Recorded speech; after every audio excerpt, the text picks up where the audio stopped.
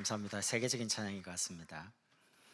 류청 목사님께서는 지금 미주 사역 중에 계십니다. 돌아오실 때까지 계속 기도 부탁드리겠습니다. 오늘 말씀 제목이 은혜의 인생입니다.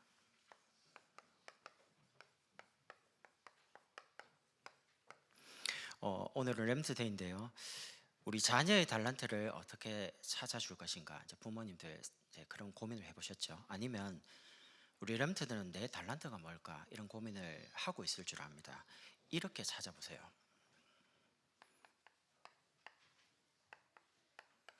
이 달란트 이렇게 하면요, 타고난 재능, 소질이라고 합니다. 사전에 타고났다는 건 위에서 줬다는 거예요. 태어날 때부터. 그럼 이거를 찾아야 되잖아요. 어떻게 찾냐 할 때 두 종류로 이제 한번 말씀드려보겠습니다.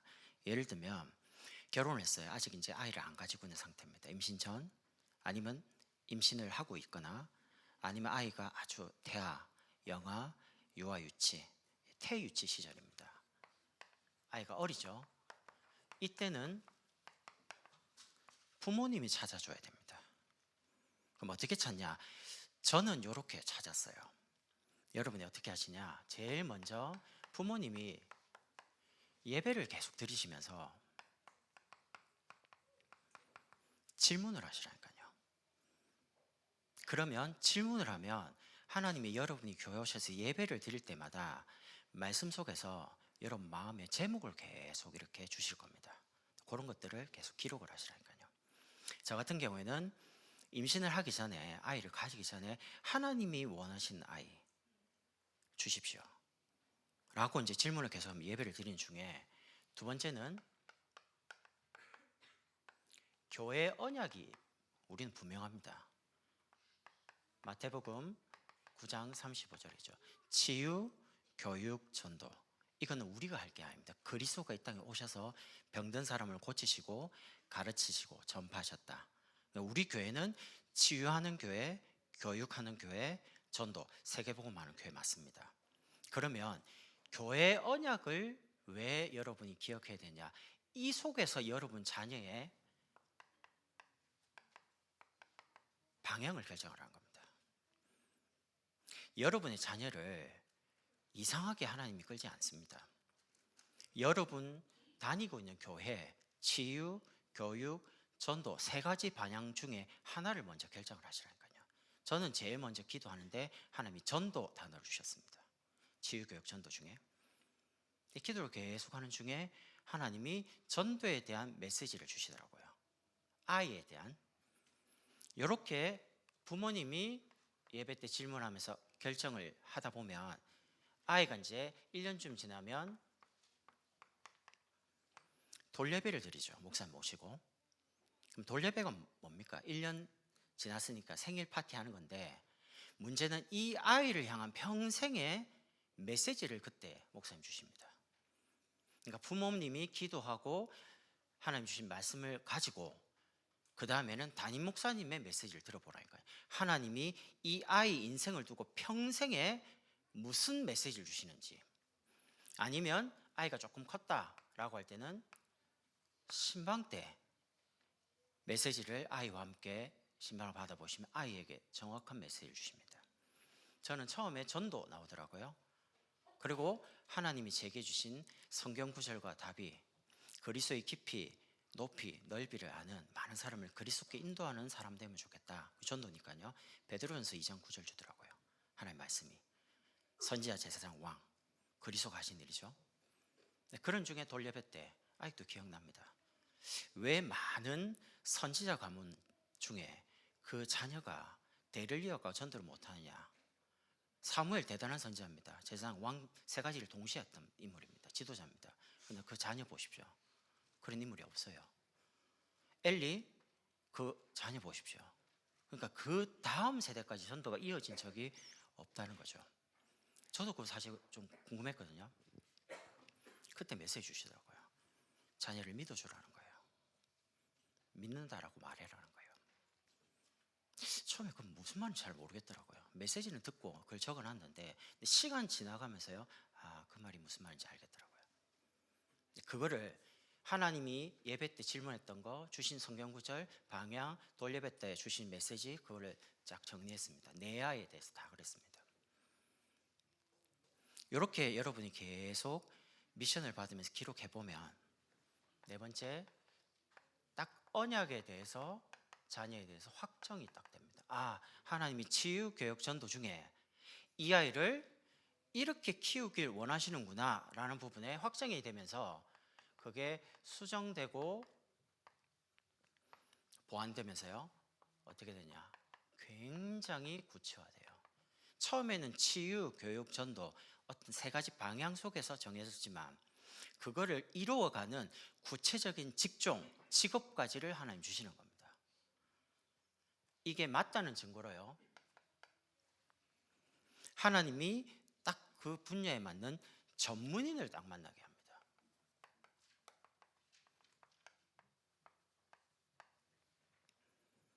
저는 막내 같은 경우에는 치유 이렇게 단어를 주셨거든요. 그럼 이제 보통 치유라면 의사 생각합니다. 병원. 근데 이제 뭐 의사도 많은 종류의 의사가 있잖아요. 기도를 계속 하는데 아이가 계속 뭐 2월 달에 아프고 4월 달에 아프고 6월 달에 아프고 8월 달에 아프고, 그래서 한림대병원에 막 2달에 한 번꼴로 계속 입원을 했어요. 입원을 하는 중에 이제 아내가 한림대 9층에 보면 소아병동이거든요. 거기 보니까 아이들 엄마를 이제 같이 만날 거 아닙니까? 만나는 중에 소아 우울증, 자폐아 이런 종류의 아이를 둔 엄마들을 많이 만나게 됩니다. 그 시기에 아이들이 굉장히 우울증이나 자폐 이런 것 때문에 부모님들이 힘들어하구나. 단순히 이제 아이가 아프니까 소아과 계속 가서 이제 치료를 받았는데 그런 게 아니에요. 기도를 계속 하고 있는 중에 앞으로 이 시대가 메시지를 든 중에 정신병동이 된다는 겁니다. 시대가 정신병이 너무 심각하니까 아이들이 이렇게 병들어 가고 있는데, 이유는 임신할 때 벌써 부모님이 불안한 거예요. 엄마가 이런 상태가 계속 뭔가 태중에 전달이 되니까 그러면 아이들을 조금 치유하는 뭐 정신과나 이런 쪽이면 좋겠다. 그냥 막연하지만 이렇게 이제 가죠. 근데 한 번은 목사님께 저보고 다락방을 가자는 겁니다. 그래서 이제 따라갔어요. 의왕에 갔어요. 정신과 의사입니다. 그래서 제가 그분을 목사님 한 번 가시고 그 다음에 저보고 가라더라고요. 그래서 제가 이제 3년을 계속 매주마다 갔어요. 가는 중에 이분하고 대화를 할 거 아닙니까? 정신과 의사가 어떻게 되냐, 뭐 여러 가지 길들을 쭉 인턴, 레지던트, 전문의, 이제 의사까지 모든 과정에 대해서 이야기를 많이 해주시더라고요. 이분 표현입니다. 정신과 의사인데 이분이 그랬어요. 병원에 딱 들어가서 환자를 하루에 60명을 보면 진공청소기를 머리에 딱 대고 기 빨리는 것 같아요. 뭐 빨려 들어가는 것 같아요. 그러니까 해서 그 병원에 출근할 때는 너무 기분 좋게 들어가는데 나올 때는 거의 초죽음대가 나오는 거죠. 몸이 힘든 게 아니에요. 정신 문제를 가지고 있는 사람을 계속 하루 종일 대화를 하니까 영향을 받는 겁니다. 거기에. 그래서 제가 아이들 정신과 의사 있습니까? 그러니까 아이들은 많이 안 한대요. 왜냐하면 대화가 하기 어려우니까 아이들은. 이러면서 제가 전문의를 만났죠. 그래서 하나님이 이걸 기뻐하시는구나. 그래서 제가 아이에게 어릴 때부터 아내와 함께 심었습니다. 소아정신과 의사. 소아정신과 의사가 되라. 이게 꿈이 아닙니다. 너는 세계복음화를 소아정신과 의사가 돼서 하라는 겁니다. 그러니까 하나님이 이 부분에 대한 전문인을 만나서 인턴십을 하나님이 시켜갑니다. 지난번에 의사분이 오셨길래 제가 아이를 불렀죠. 정신과 의사님이다, 인사해라. 그러니까 막 쑥스러워 하더라고요. 그러니까 의사분이 저보고 다음에 한번 기회 되면 아이 데리고 한번 병원에 오라. 이렇게 해서 이제 하나님 끌어가요. 두 번째입니다. 세계복음화는 죄송합니다. 태유치 부모죠. 두 번째는 초등학교, 중학교, 고등학교입니다. 부모가 찾아줘야 되는데 부모님이 불신자거나 아니면 부모님이 딱히 뭐 자녀에게 이렇게 해라 라는 거를 말을 안 해줬어요. 그러면 중요한 거는 초등학교, 중학교, 고등학생 이제 본인이 찾아야 돼요. 학교 다니면서. 본인이 찾는 경우는 어떻게 해야 되냐, 일단 뭘 해야 될지 모르잖아요. 매일 주일날 말씀을 들으면서 질문 똑같이 하는 거죠. 하면서 세 가지를 계속 기록해 봐요. 말씀. 하나님, 나에게 주신 달란트가 뭡니까? 내가 무엇이 돼서 세계복음하면 좋겠습니까? 라는 질문을 하면서 말씀, 기도, 그리고 하나님 기뻐하시는 사람 살리는 전도 쪽에 계속 기록을 해봐요. 이렇게 하면서 매주 말씀에 집중하면서 하나를 해보세요. 그게 뭐냐? 내가 제일 잘하는 거, 내 장점을 기록해 보시는 거예요. 그게 성격이든지 아니면 어떤 기질적인 거든지 뭐든지 있습니다. 아이에게 장점이 없다 그런 법은 없습니다. 하나는 다 있습니다. 근데 중요한 거는 장점을 개발해 줘야 되는데 더 잘할 수 있도록 장점을 모르니까 자꾸 안 되는 거를 단점을 보완시키려고 하다 보니까 세월을 허비하는 겁니다. 잘하는 걸 더 잘할 수 있도록 만들어 주는 게 복음적인 교육이거든요. 근데 우리나라는 이상하게 안 되는 거를 자꾸 잘하게 만들어요. 안 돼, 힘든데. 저는 사실 수학 머리가 잘 없어요. 계산하고 이런 걸 잘 못해요. 그 대신 암기 머리가 좋아요. 외우는 걸 잘해요. 그래서 제가 이제 아이를 키워보면 이해력이 좋은 아이가 있고 암기력이 좋은 아이가 있어요. 그래서 제가 이제 아이들 중에 혹시 수학을 못하면 내 머리를 닮았구나. 제가 수학을 잘 못하거든요. 근데 또 대학은 공대 나왔어요. 수학을 어떻게 공부했냐? 다 외웠어요. 문제하고 답을. 이따만은 공업수학 전부 영어로 돼 있습니다. 원서 다 외웠습니다. 시험 칠 때. 그 성적을 외워갖고 다 해가지고 A뿔 받았습니다. 희한하죠. 수학은 이해 과목인데 암기 과목이 아니거든요. 근데 제 장점을 가지고 기도 계속하고 공부하니까 그 장점이 거기에 또 응답으로 오는 거죠. 그래서 아이의 장점을 본인이 모를 수도 있지만 주변에서 야 너는 정말 성격이 좋다. 너는 배려심이 좋다. 너는 참 잘 외우는 것 같다. 이 장점이 있어요. 그거를 이제 기록을 계속하는 겁니다. 그러면 평상시에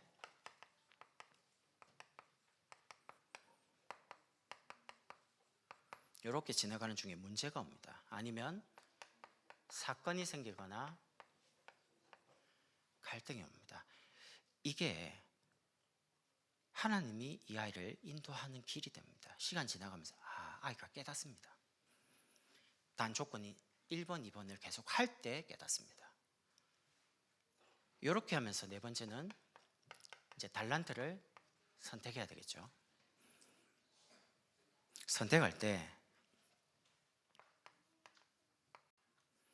전도하기 가장 좋은 업 기능을 선택하세요. 내가 피아니스트가 돼야 되는데 내 꿈을 못 이뤘어요. 그러니까 내 딸을 꼭 피아니스트 만들어야겠어요. 이거는 부모의 욕심입니다. 그런 거 말고요. 그럼 아이들이 왜 자꾸 꿈이 바뀝니까? 전도를 위해 선택하는 것이 아니라 성공해야 돼. 돈을 많이 벌어야 돼. 아니면 사람들에게 인기 있는 이런 것들을 선택하다 보니까 예를 들면 의사가 돼야 돼요. 의사가 되고 싶어요. 근데 공부를 하니까 공부 안 되거든요. 그럼 이제 포기하는 거예요. 내가 의사가 못 되겠다. 자꾸 흔들리는 거예요. 왜? 내 영적인 상태가 자꾸 왔다 갔다 하니까 내 꿈도 왔다 갔다 하는 겁니다. 근데 전도를 위해 선택하면 뭘 해도 상관없어요. 단 하나님이 내게 주신 좋은 달란트 가지고 장점 가지고 그걸 하는 거죠. 이렇게 하시면서 우리 렘넌트들은 꼭입니다. 우리 아이들과 우리 렘넌트들은 제가 그냥 아빠 같은 마음으로 이야기 한번 해볼게요. 부모니까 인생을 살아가면서 꼭입니다. 2명의 멘토를 꼭 둬라. 반드시 2명은 여러분이 가까이 해야 됩니다. 그게 뭐냐? 메시지를 받을 수 있는 영적인 멘토, 굉장히 가까이 해야 됩니다. 그게 뭡니까? 우리 장로님 아시잖아요. 목사님에게 개인적인 메시지를 받을 수 있는 관계가 돼야 됩니다. 그래야지 전도든 일이든 삶은 무조건 응답받습니다. 마찬가지로 우리 아이들은요, 그 담당하는 교육자분에게 메시지를 받을 수 있는 관계가 돼야 됩니다. 친해라 그 말이 아니에요. 그분의 기도 속에 들어가야 돼요. 영적 멘토. 그래서 중요한 때마다 메시지를 받을 수 있어야 돼요. 그래야지 말씀이 성취돼요. 그래야지 걸어가면서 헤매지를 않아요. 두 번째는 기능과 삶의 규모를 준비하는 전문인 멘토. 예를 들면 의사가 돼야 되는데 의사 종류가 많잖아요. 근데 우리 딸 같은 경우는 이제 소아정신과의 사람 하죠. 그럼 어디로 이제 연결하면 되냐? 제가 복음을 같이 양육을 하고 이렇게 말씀 나눴던 그 의사분에게 중요한 거를 인턴십 시키면 됩니다. 그러면 의사가 되는 길이 두 종류입니다. 그 소아정신과 심리학과를 나와가지고 의전원 가는 길이 있고요. 처음부터 의대를 가가지고 단계적으로 밟아가는 길이 있습니다. 그 제가 어느 게 좋습니까? 라니까 본인은 심리학과를 나와서 의전원을 가다 보니까 사람의 마음에 대한 이해도 있고요. 두 번째, 의전원 가다 보니까 사람 몸에 대한 두 가지를 다 가지고 있는 거죠. 거기다 복음이 있으니까 영적인 이해, 마음 이해, 몸에 대한 이해. 너무 전문이죠. 그래서 저도 이제 아이에게 그렇게 기도하면서 지도를 할 겁니다. 롯데 그 월드죠. 한 번은 직업 체험이라고 가면 있습니다. 부스가. 그 이제 갔는데 거기 의사가 있더라고요. 그 아이 데리고 네가 이제 의사가 될 거니까 우리 한번 가볼래? 그러니까 가니까 뭐 피부과, 뭐 내과, 외과 뭐 많이 있어요. 그래 이제 딱 들어가서 뭘 TV 화면으로 보잖아요. 의사가 되려면 1. 공부를 열심히 해야 됩니다. 너무 충격 먹은 거예요. 화면에 그렇게 나와요. 그 다음에 인턴이 되고, 그 다음에 레지던트 되고, 전문의를 따고 이렇게 돼. 그 처음에 아이도 너무 황당해가지고 저도 그렇게 나올 줄 몰랐거든요.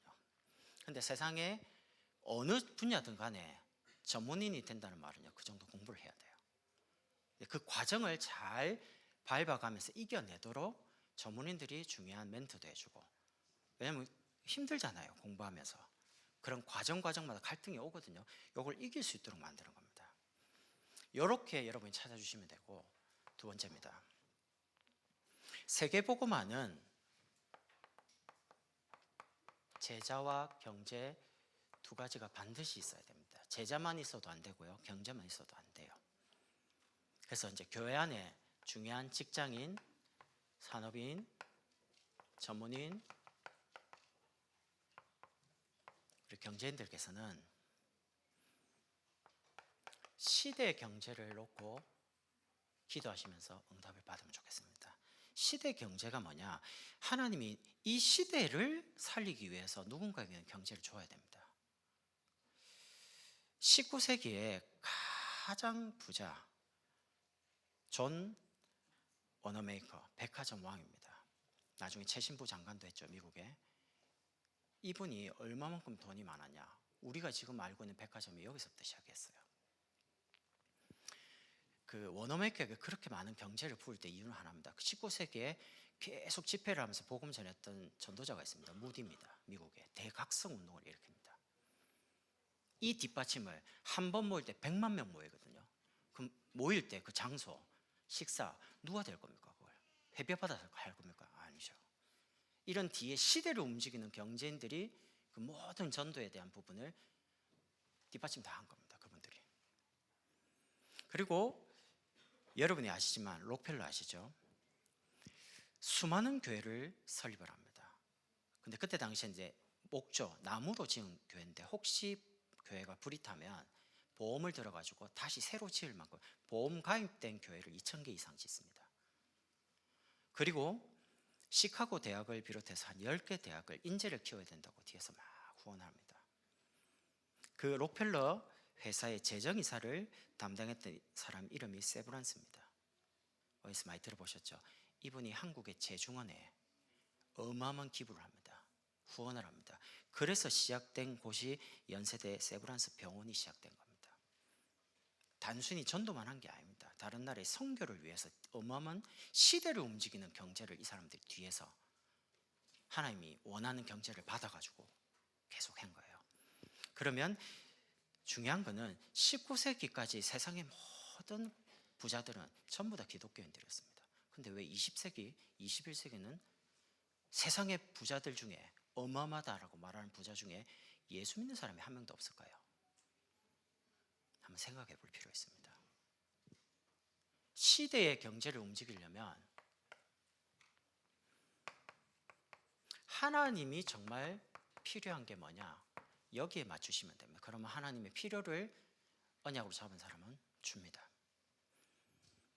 아니면 두 번째는 이 시대가 정말 필요로 하는 게 뭐냐? 사람들이 필요로 하는 것을 뭔가를 아이템을 가지고 사업을 하면 경제가 오겠죠. 두 가지 중에 하나입니다.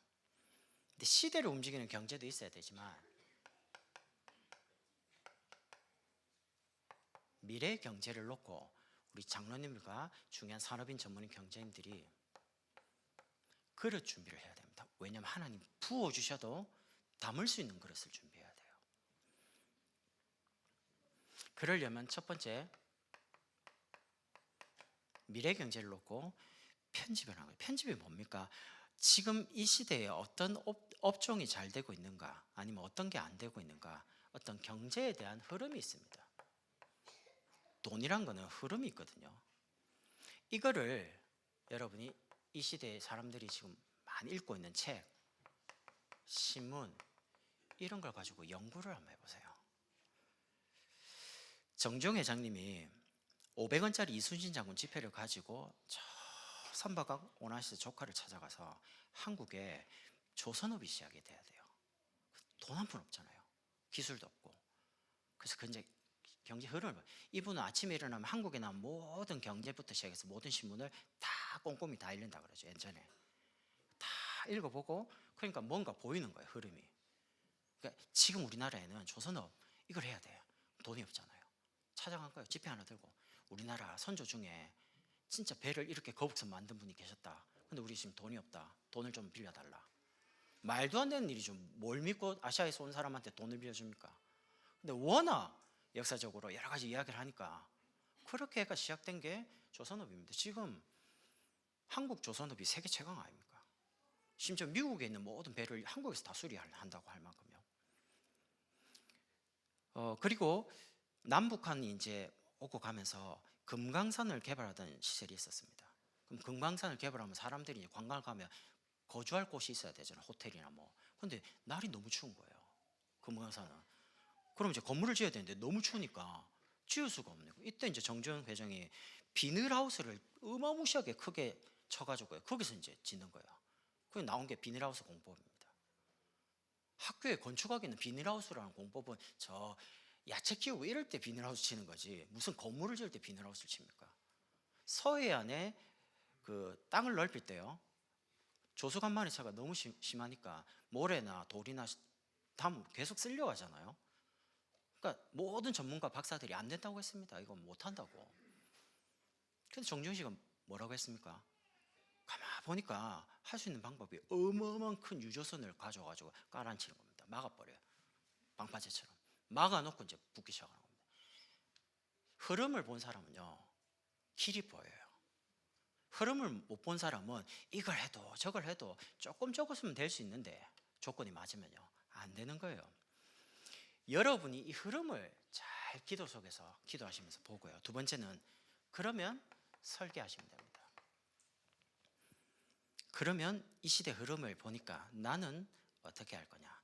여기에 여러분이 24 하는 겁니다. 우리 장로님들 24 하시라니까요. 언약은 분명하니까. 그리고 디자인입니다. 어떤 시기에 내가 이 정도까지 키워놓고 여러분이 계속 거기 계시면 안 됩니다. 중요한 산업인, 전문인, 경제인 제자에게 맡겨놓고 여러분은 산업인 제자, 전문인 제자, 경제인 제자를 계속 키워야 돼요. 그래야지 시대를 끌고 미래를 끌고 갈 수가 있어요. 이걸 하시면 그 다음부터 하나님이 응답하시는 쪽으로 하나님이 끌고 갑니다. 그럼 어떻게 됩니까? 여러분의 인생, 여러분의 산업이 영원한 응답으로 옵니다. 이삭이 농사를 지었는데 100배 응답이었다, 100년치 먹을 게 왔다, 그런 게 아니죠. 완전한 응답이 왔다는 겁니다. 우리 산업인들, 장로님들 주위에 이런 좋은 제자팀들이 붙기를 예수 이름으로 축원합니다. 오늘 본문입니다. 사도 바울이 이렇게 말합니다. 나는 사도 중에 가장 작은 자라. 왜냐하면 하나님의 교회를 핍박했으니까요. 내가 사도라 칭함받기를 감당하지 못하겠다. 이렇게 하면서 내가 나된 것은 하나님의 은혜로 되었다라고 고백합니다. 여러분, 오늘 바울의 고백이 저와 여러분의 고백되길 바랍니다. 어떤 고백이냐? 나의 신앙 고백입니다. 두 번째는 나의 삶의 고백입니다. 나의 마지막은 인생 고백입니다. 나의 과거를 보니까 하나님의 은혜였구나. 나의 오늘에 여러 가지 일이 많습니다. 근데 그 삶의 오늘도 하나님의 은혜로 살고 있구나. 나의 미래 하나님의 은혜로 되겠구나 라는 감사가 나오는 겁니다. 여러분, 문제는 망가진데, 그러나 우리 인생의 딱 근본적인 문제는 하나입니다. 그 뭐냐? 창세기 3장에 하나님을 떠나서요, 죄의 종돼서 눈이 안 보인 사단에게 붙잡힌 게 인생의 근본 문제입니다. 원래 인간은 하나님의 형상대로 하나님과 교제하는 영적 존재로 창조했습니다. 에덴의 축복을 주시고, 예배와 가정의 축복이죠. 그런데 하나님을 떠나자마자 인간이 창세기 3장에 보면 나 중심으로 이 선악을 알게 하는 나무를 먹으면 하나님처럼 된다는 딱 말을 듣고 보는 순간요, 너무 먹음직도 하고 보암직도 하고 막 지혜롭게 할 만큼, 지금 사람들이 내가 좋은 나 중심으로 모든 걸 다 말합니다. 내가 행복하려고 아내를 택해요. 내 말 잘 듣고 나한테 잘 이렇게 순종해주는 아내. 그리고 아이, 내 말 잘 들으면 좋은 아이예요. 내 말 안 들으면 엄청 미워요. 안 그렇습니까? 내 중심이에요. 그리고 아이에게 이렇게 말합니다. 공부 열심히 해라. 그래, 좋은 대학 간다. 왜? 좋은 대학 가면 아무래도 성적이 좋게 돼서 좋은 기업에 취업할 수 있거든요. 그럼 연봉이 높아요. 연봉이 높으면 좋은 배우자를 선택할 가능성이 있어요. 왜냐하면 조건에 맞는 사람을 고를 수가 있으니까. 전부 다 나 중심입니다. 지금 돈을 많이 벌어서 좋은 아파트 30평에서 40평, 40평에서 60평, 60평에서 100평, 사람들의 모든 관심, 어느 아파트 사냐, 어느 지역에 사냐, 어느 자녀가 어느 대학 갔어요. 저는 우리 아이 보고 어느 대학 가라 이런 말 잘 안 합니다. 네가 진짜 예배 성공해라. 그리고 진짜 전도해라. 하나님 기뻐하시는 그 속에 다 있습니다. 이러다 보니까 눈에 보이는 곳 중심으로 가요. 그게 뭡니까? 창세기 6장의 물질, 하나님의 사람들이 자기 눈에 이제 보이기에 좋은 대로 모든 세상 여자 아내를 한 명이 아니고 막 예쁜 사람 다 자기 아내로 취하고요. 완전히 하나님 보실 때 육체가 됨이라. 이제 하나님 떠나서 육신적으로만 가는 겁니다. 육신의 쾌락, 육신의 편안함, 이런 쪽으로요. 그러다 보니까 이렇게 말합니다. 성공해야지. 돈을 많이 벌어야지. 여러분, 돈을 많이 번다고 수준이 높아집니까? 아닙니다. 그런데 신기한 건요, 돈을 많이 가지고 있으면 수준이 높은 것처럼 착각합니다. 명품. 저는 에르메스라고 들어보지 못해. 최근에 들었지. 나 그런 거 있는지도 모르고, 샤넬 이런 거는 TV에 가끔, 그 공항에 한 번씩 이렇게 가서 이렇게 비행기 타기 전에 있잖아요. 그럼 명품 매장에 사람들이 그렇게 많아요. 들어가서 보면 몇 개 없어요. 근데 내가 아니 팔도 안 하면서 파는 게 안에 있어요. 말하면 갖다 줘요. 만지지도 못하게 해요. 너 얼마 비싼지. 지난번에 한번 갔는데 탁 봤는데 신발이 이렇게 되게 좋아 보이더라고요. 그래서 이거 얼마인가 했는데 50만 원짜리예요. 내가 너무 놀래가지고 눈이 막 튀어나올 것 같더라고요. 아니 무슨 신발이 50만 원이나 하나. 근데 여기 눌러봤거든요. 손님 손대지 마세요 그러더라고요.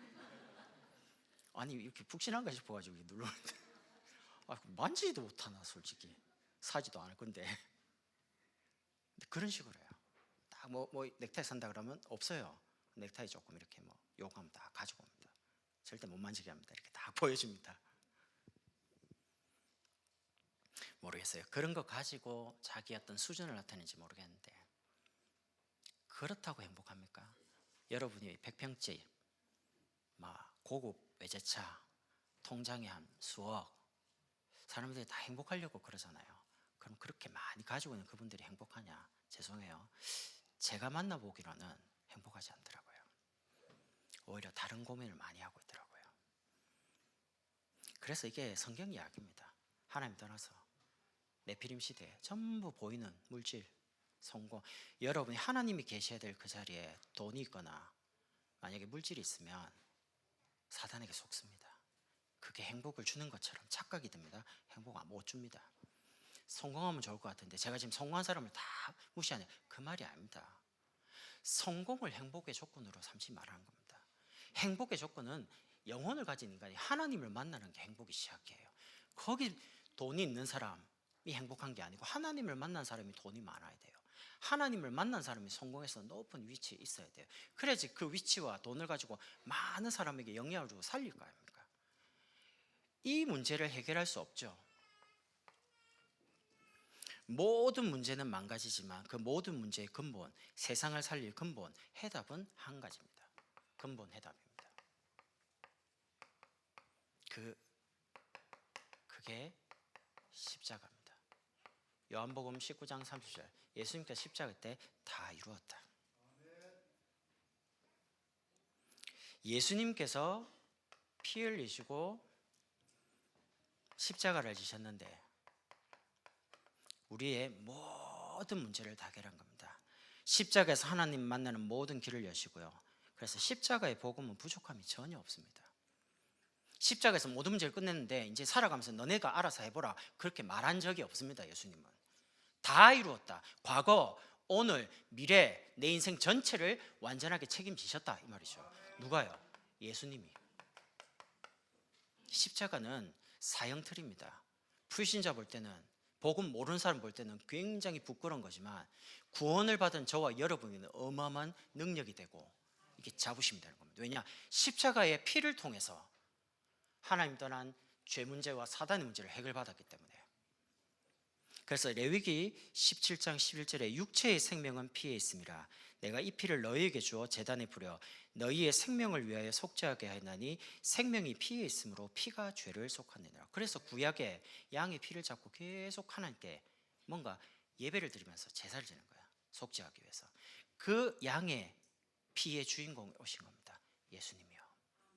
그래서 2000제 십자가 지시고 모든 법적인 하나님 만나는 길, 죄, 지옥, 사단 모든 문제를 다 끝낸 겁니다. 그래서 우리 개인과 가정과 사회, 시대가 지금 참 많이 병들었습니다. 한쪽으로 너무 많이 치우쳐가지고요. 정신도 마음도 육신도 다 병들었습니다. 치유 시대를 열어야 되는데 근본적인 치료는 병원 가서 의사의 도움으로 약이나 뭐 수술이나 진료를 받으면 돼요. 그러나 근본적인 영혼, 정신, 육신, 전인적인 치유는요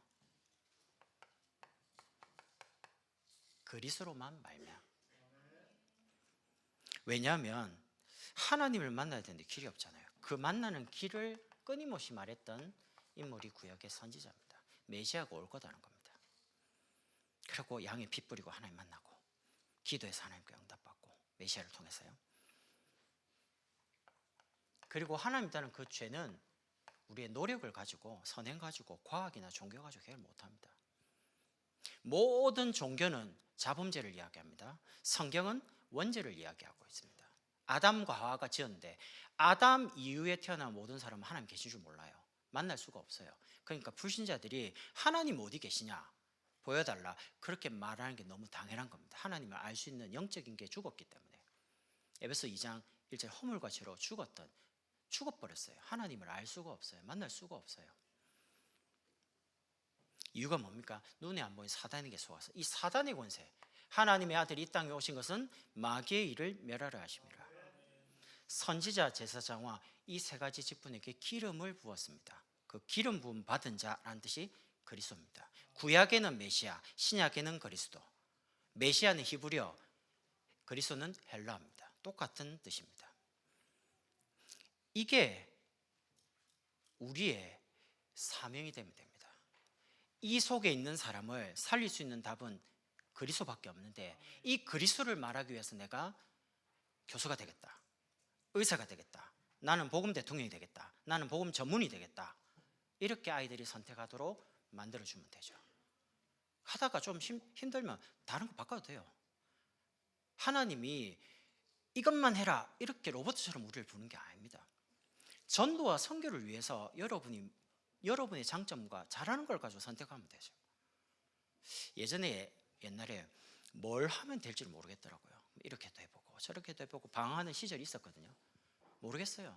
그러니까 방황하는 게 어떠냐, 뭘 해야 될지 모르니까 시간 나면 아르바이트 하는데 뭐 이것도 아르바이트 해보고 저것도 아르바이트 해보고 뭐 편의점 갔다가 뭐 노가다도 해봤다가 여러 가지를 많이 해보는 거죠.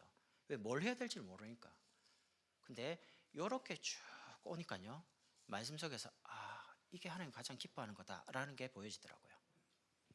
근데 하나님 맞다는 증거로 그 길을 계속 열어요. 그래서 여러분의 업이, 여러분의 전문성이 세상을 치유하고 가정을 치유하고 개인과 사회를 치유하는 부분에 내 사명을 두시면 돼요. 이것 때문에 내 업을, 내 전문성을 주셨다 생각하면 가장 정확한 해석입니다. 그래서 여러분의 과거를 보면서 혹시 과거에 눈물 난 어떤 힘든 게 있습니까? 하나님이 그걸로 복음 깨닫게 하시려고요. 그래서 은혜라는 겁니다. 그래서 절대 복음입니다. 왜? 하나님이 주신 거니까.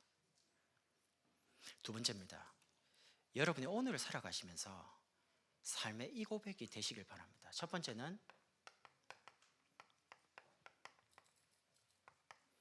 경제, 돈 아닙니다. 경제에 대해서 성경은 이렇게 나옵니다. 자녀, 시편 127편 3절입니다. 보라, 자식들은 여호와의 기업이요 태의 열매는 그의 상급이로다. 자녀는 내 소유가 아닙니다. 이 생각을 만약에 못 버리면 내 마음대로 해야 됩니다. 그러니까 기분 나쁜 거예요. 자꾸 화가 나는 거예요. 하나님이 맡기신 기업이라고 생각하면 하나님이 원하시는 대로 키우려고 하겠죠. 그럼 내하고 좀 안 맞을 때는 어떻게 됩니까? 안 맞잖아요. 뭐가? 기도를 많이 해주겠죠. 하나님이 원하시는 자녀로 커야 되니까. 두 번째는 물질입니다. 욥기 1장 21절입니다. 주신 이도 여호와시요 거두신 이도 여호와시니. 여러분, 돈이 있으면 어깨 힘 들어가고 돈이 없으면 어깨 힘 빠질 수 있죠. 왜냐하면 세상을 살아갈 때 돈이 참 중요하잖아요. 많은 것들을 해결할 수 있잖아요. 근데 성경은 뭐라고 하냐? 주신 이도 여호와시요 걷어가시는 분도 여호와시라. 그럼 왜 걷어갈까요? 그게 내게 아니라는 겁니다. 그리고 여러분 살아가면서 최고의 하나님의 축복이 뭐냐? 사람을 만나는 겁니다. 역대상 29장 14절에 이렇게 말합니다. 모든 것이 주께로 말미암아서오니 우리가 주의 손에서 받은 것으로 주께 드렸을 뿐입니다. 물론 건축을 위해서 헌금하자, 돈을 가져와라 이렇게 말했지만 이스라엘 백성이 끊임없이 가져와요.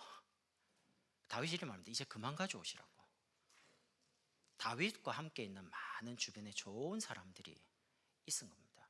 저는 살아오면서 최고 응답이 뭐냐? 진짜 복음을 깨닫고 복음과 함께 가려는 좋은 제자, 사람, 직장인, 전문인, 산업인, 경제인, 전도할 수 있는 이런 사람, 이거는 내게 아니고요, 하나님이 맡겨주신 겁니다.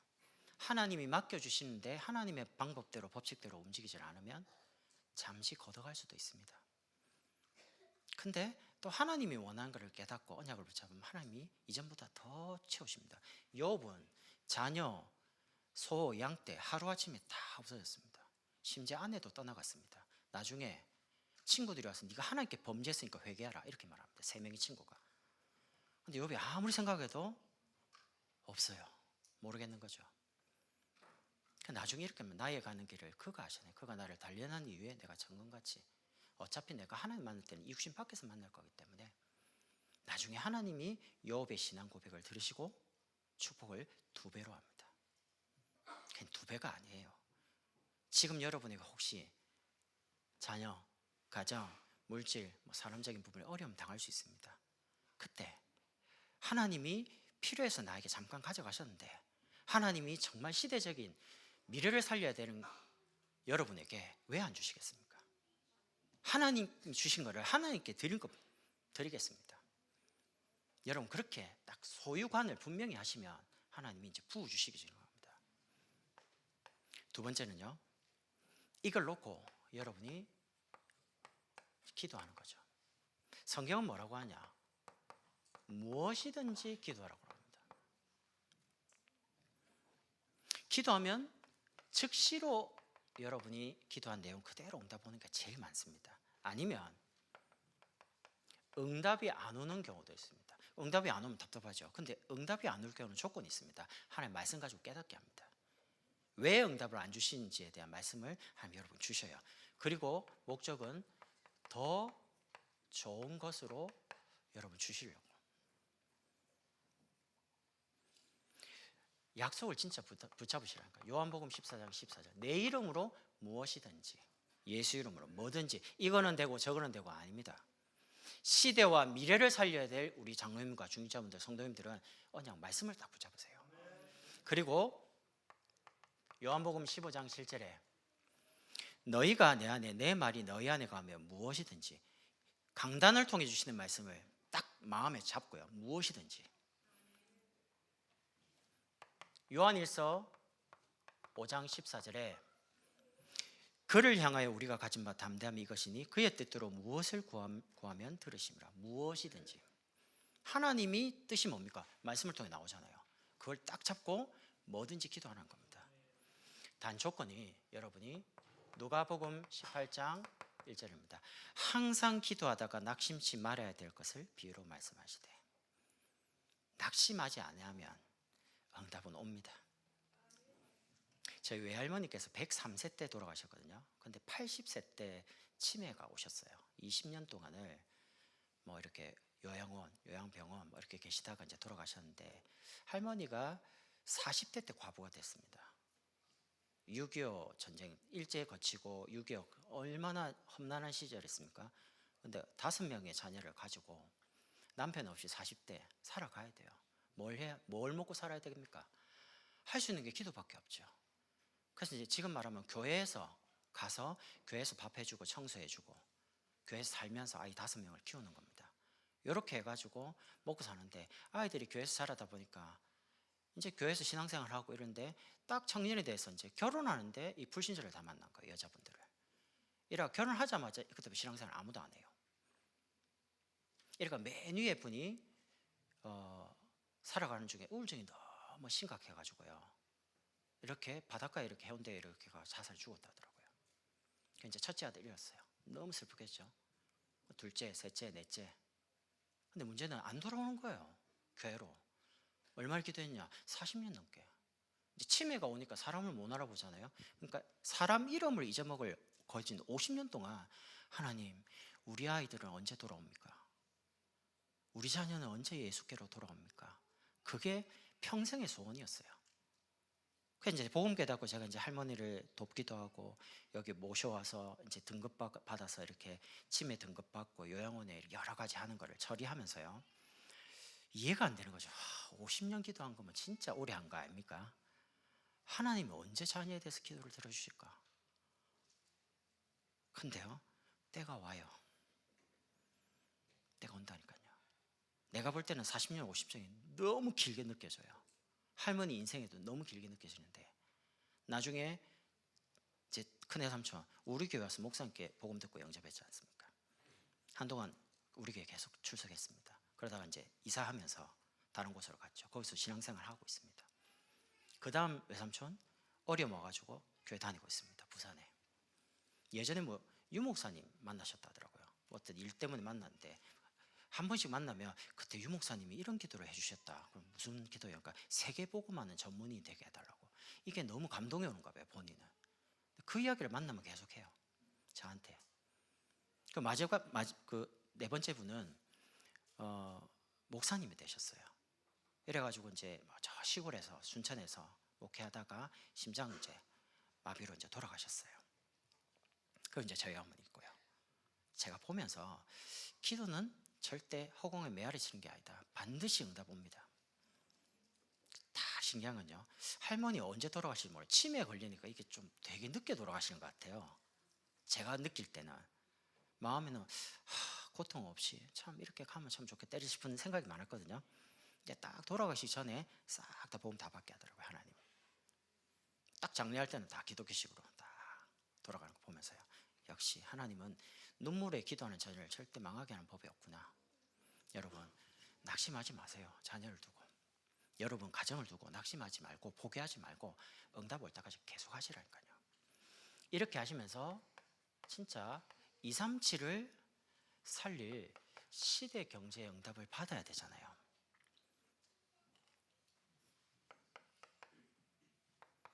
그냥 밥 먹고 살기 위해서 여러분에게 그냥 직업을 주시고 사업을 주셨다면 그 정도 수준입니다. 그런데 그게 아닙니다. 하나님은 237개 나라 세계복음화하도록 하나님 여러분 경제를 주시기를 원하거든요. 그래서 기능과 달란트, 우리의 전문성이 하나님 주신 이유가 진짜 전도하고 선교하라고 주신 도구입니다. 하나님 내게 주신 이 달란트와 전문성을 진짜 전도하고 선교하는 데 쓰겠습니다 라고 하면, 하나님은 이 전도하고 선교하기 위해 주신 기능과 전문성을 가지고요 반드시 언약을 성취하는데, 신명기 8장 18절입니다. 그가 내게 재물 얻을 능력을 주셨습니다. 이같이 하시면 내 조상들에게 맹세하신 언약을 오늘과 같이 이루려 하십니다. 하나님이 여러분에게 주시고자 한 언약, 그걸 이루기 위해서 경제를 주신다는 겁니다. 물질은 전도하고 선교하는 거기에 쓰임 받도록 하나님 주시는 건데, 언약을 잡아야죠. 돈을 벌어야지가 아니고, 돈은 사람이 치유되고 사람이 내게 붙으면 따라옵니다. 근데 사람을 치유하거나 도와주려고 하는 게 아니라 돈을 자꾸 벌려고 하니까 어떻게 됩니까? 나쁜 사람 말로 사기를 쳐야 되는 거예요. 뭔가 속여야 되는 거예요. 가져와야 되니까. 하나님이 원하는 건 그게 아닙니다. 하나님이 원하는 건 세상 방식과 세상 방법하고 조금 다릅니다. 그래서 빛의 경제라고 합니다. 전도와 선교 경제라고 합니다. 후대를 키워야 되니까 렘넌트 경제라는 단어를 쓰는 겁니다. 우리가 좀 이해하기는 어렵지만 하나님의 방법대로 하나님이 하시는 것을 언약 잡고 우리 귀한 전문인들과 우리 장로님들이 이제 체험할 시간이 왔습니다. 왜? 이제는 우리 삶의 모든 고백이 진짜 하나님의 은혜로 되는구나라고 고백하는 거죠. 그럼 우리의 남은 생을 두고 여러분 뭐 하시면 되냐?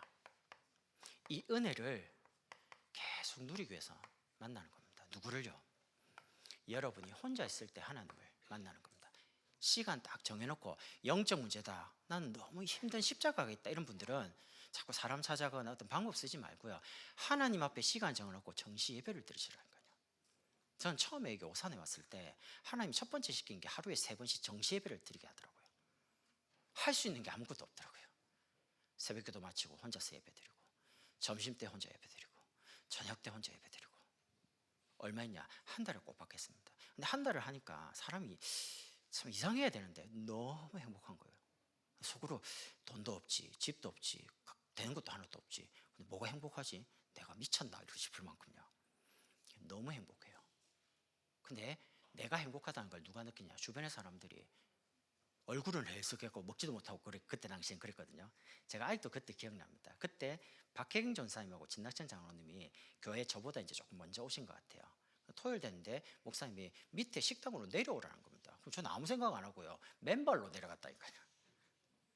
그 가보니까 전사님하고 장로님이 그 식사 대접을 목사님한테, 제가 출연이 있고 바로 옆에 있었으니까, 근데 너무 당황스러워가지고요, 뭐 어쩔 줄을 몰랐어요. 왜냐면 그때 이제 교회에서 이제 먹고 자고 했으니까 갈 데가 없어가지고요.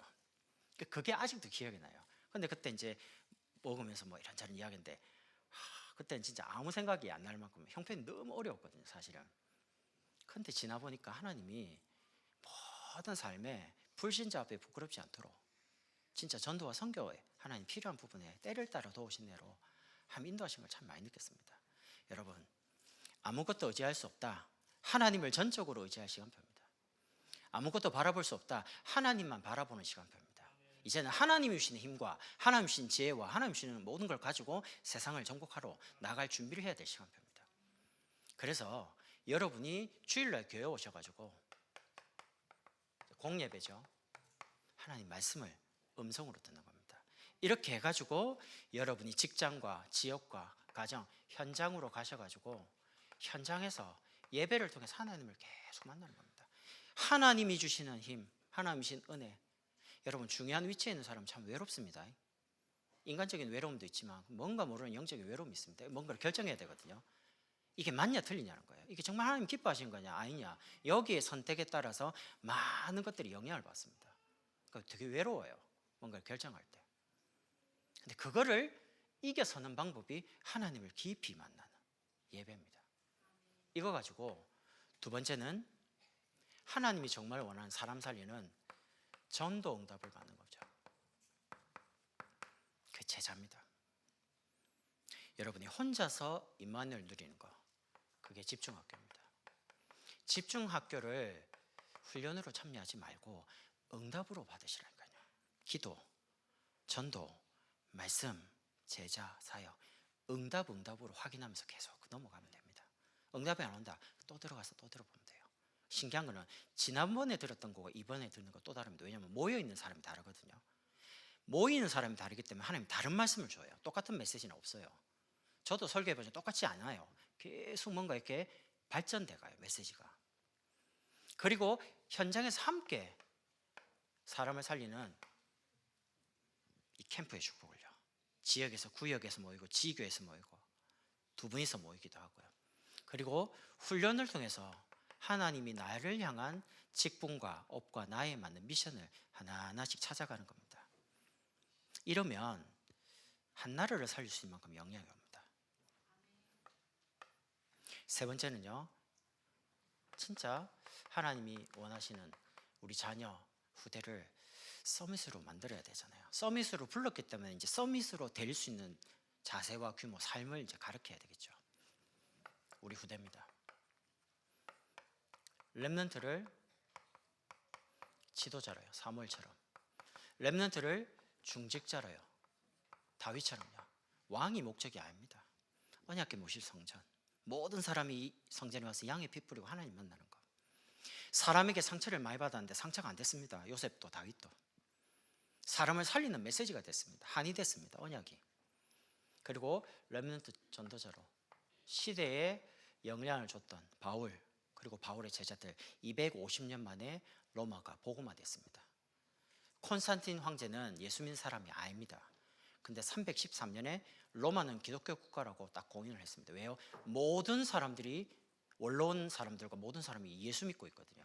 그러니까 정치적으로 뭔가 이렇게 끌고 가야 되는데 다 예수 믿으니까 그분들의 말을 어떻게 할 수가 없는 거예요. 근데 그 어머니 예수 믿는 사람, 가족이 또 이렇게 되니까 영향을 받는 거죠. 그래서 여러분께서 우리의 과거, 오늘, 미래를 보시면서 이게 맞다면 우리가 고백할 게 하나밖에 없습니다. 복음은 완전하기 때문에 저와 여러분과 여러분의 자녀와 여러분의 가정을 하나님 책임지시고, 왜냐하면 우리 산업의 인생의 주인이 그리스도시잖아요. 가정의 주인도 그리스도시요, 우리 자녀의 인생의 주인도 그리스도시요, 사업의 주인도 우리가 대표일지라도 실제 사장님은 그리스도잖아요. 그러면 그리스도가 책임지시는 겁니다. 왜요? 237 살려야 되거든요. 자녀를, 후대를 서밋으로 세워야 되니까. 그래서 여러분의 과거, 오늘, 미래를 보시면서 바울처럼 나의 신앙 고백, 나의 오늘의 삶의 고백, 나의 인생의 미래를 두고, 아, 진짜 은혜였구나, 이걸 두고 두 가지 기도 제목만 드리고 마치겠습니다. 첫 번째는 그루어심을요, 올해 완공해놓고 진짜 복음 대통령 키워야 됩니다. 진짜 기도를 좀 진짜 모아서 해주시고요. 두 번째는 4월 달에 우리 선교대회입니다. 한 선교사가 와서 힘을 얻으면 그 나라도 살지만 그 나라에서 역선교가 일어납니다. 그래서 오신 선교사님들이 힘을 얻고, 또 우리 교회 또 오셔서 뭐 수요일이나 금요일이나 주일날 설교하신 선교사님들이 많은 힘을 얻고 은혜 받고 이렇게 돌아가실 수 있도록 여기에 이제 물질로 우리가 중요한 헌금을 놓고 기도하는 거죠. 아까 1부 때도 뭐 목사님께서 우리 청년들 한 10구제 하자 이랬는데 좋은 것 같아요. 기도 시작하는 겁니다. 저도 이제 지난번에 현실을 바라면서 이거 어떻게 해야 되지 이런 고민을 많이 하다가 지난주부터 이제 기도를 시작했거든요. 4월 달이니까 하나님께서 이렇게 저렇게 이제 할 수 있는 뭔가 마음을 주시고요. 우리 아이도 아빠 저도 한 구제 하고 싶어요. 그래 기도하자. 저도 이렇게 하면서 이제 하나씩 기도를 모으는 겁니다. 하나님이 어떻게 하시는지 응답을 가지고 그 응답을 가지고 이제 헌신하는 겁니다. 한 주간 은혜로 사는 인생, 여기에 우리의 신앙 고백, 삶의 고백, 인생 고백을 드리는 감사가 회복되는 한 주간 되길 바랍니다. 기도하겠습니다. 하나님 감사합니다. 우리의 과거, 오늘, 미래를 볼 때 은혜였음을 고백합니다. 은혜로 사는 삶이 되게 하시고 참된 감사가 회복되는 한 주간 되도록 축복해 주옵소서. 예수 그리스도의 이름으로 기도드립니다. 아멘.